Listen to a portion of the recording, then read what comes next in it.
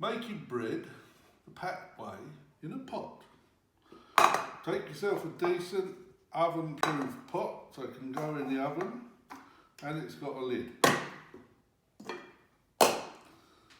Then get the cheapest bag of plain flour you can get. Don't worry about all these fancy flours. Don't worry about weighing anything. Pour a wodge in.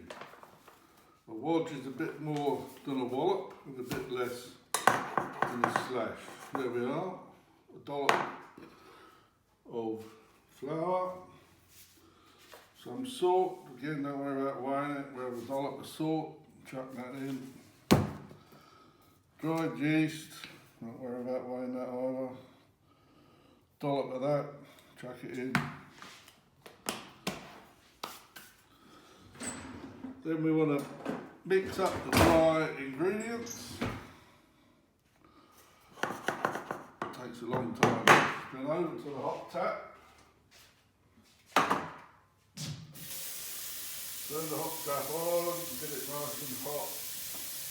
Whilst you're mixing those ingredients together. We'll keep doing that until it's very nice and hot.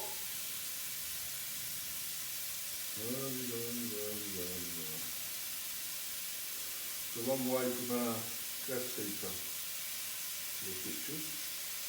There we are, nice and hot. Then run it under the tap. Not too much, not too little. These spatula things are very good for doing this. Don't worry about if you get it really too wet, chuck a bit more flour in. If you get it really too dry, chuck a bit more water in. Then mix it up. See the way it's coming together? We're not going to be doing any kneading or anything like that here. Just going to bring it together. See the consistency of that? It's sort of dry-ish. And it's beginning to take the flour off the edges of the saucepan. So that will do. Scrape that down a bit so we don't waste that. Stick that in there, give it a shake. Get the lid, stick it on. Now, depending on how much time you've got, you could leave that for 2 hours and then do the next bit, which we will film. You could leave it overnight. The longer you leave it, the sort of more like a sourdough it gets. So if you leave it overnight, it's well worth the trouble. Anyway, that's it. Pat's pot loaf. So the dough mixture's been in a couple of hours now in the pot. Risen a fair bit. Sometimes it'll rise right up and push the lid off. Anyway, back to the real cheap flour. Good handful. Sprinkle over the top. See how soft it is now. So we're going to knead into it, making lots of nice holes, and then turn it in on itself. There we go. So you can see it's sticking to my fingers a bit. That's okay. Give it another little bit of flour to stop it sticking so much. Do the same thing again. Poke down till we've got a few holes in it. Fold it in on itself. Spin it around. Lid on and done.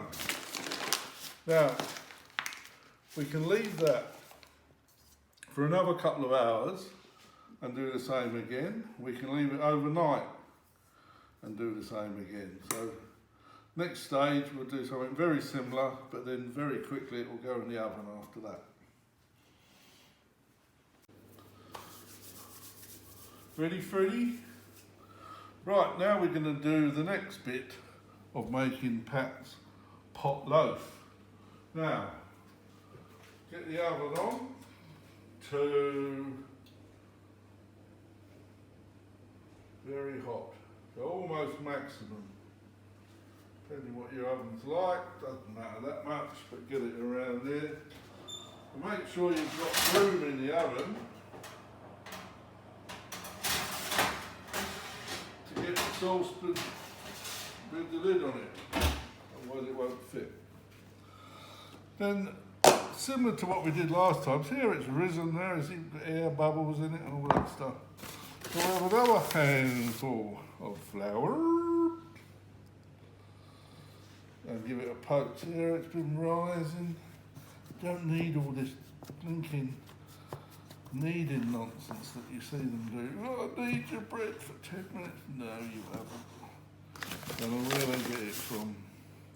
Anyway, here we go. Quick squidge in with the flour. You can see now when we started off with that sort of damp, sticky one, now it's no longer damp and sticky. I can pick it up now. So I'll just give it a quick go like that, maybe a minute at the most, of giving it a bit of a knead. Feel the knead in me. There we go. Now, crucial step. Spray it with water. Good spray with water. This is what makes it go all nice and crusty. Followed by whatever you like. I will show what I've got. This is her indoors butting in. She just can't keep herself to herself. Right, poppy seeds. Just like we used to go down Barton's the Bakers at Martin's Corner and get a bloomer with poppy seeds on. So that bit of a spray of water not only makes it go all crusty, but it helps the seeds stick to the top. That's it. All ready to go. Lid on. Give it a bash in the oven. Come back in about 25 minutes. Now, the great thing about having the saucepan with a glass lid is really you want to cook it with a lid on until it starts to go just a little bit brown, and then take the lid off. Of course, if you've got a glass one, you can see that without taking the lid off. But that's what we'll do next in about 25 minutes. Okay, so the next bit of Pat's pot loaf, you need a really good pair of oven gloves. Don't just use a tea towel, don't use anything wet. So I've just taken this out of the oven, and this handle is red hot. If you forget and just hold it with your hand, it will take the skin off. So I'm going to have a look in there and see the bread is risen, just starting to go brown and crack along the top. So I'm going to put it back in the oven. That's the smoke alarm going off. And this lid, I'm going to leave that on the top of it to remind me that it's red hot. And leave it for another 20 minutes. Okay, so now time to take the bread out of the oven, and you can check this as and when you want. We just want to get a nice dark brown crusty loaf. Again, the most important things are these decent oven gloves. I can't emphasise enough how important they are. Now look at that loaf. Now another thing about getting it properly cooked, you get that lovely crust, but also when you want to take it out of the pot, it's that easy. Straight in the cold water so we don't burn ourselves. Keep the gloves on, turn it over, and there's your loaf. So it's extremely tempting to eat a bit now, but it won't taste so good, so we're going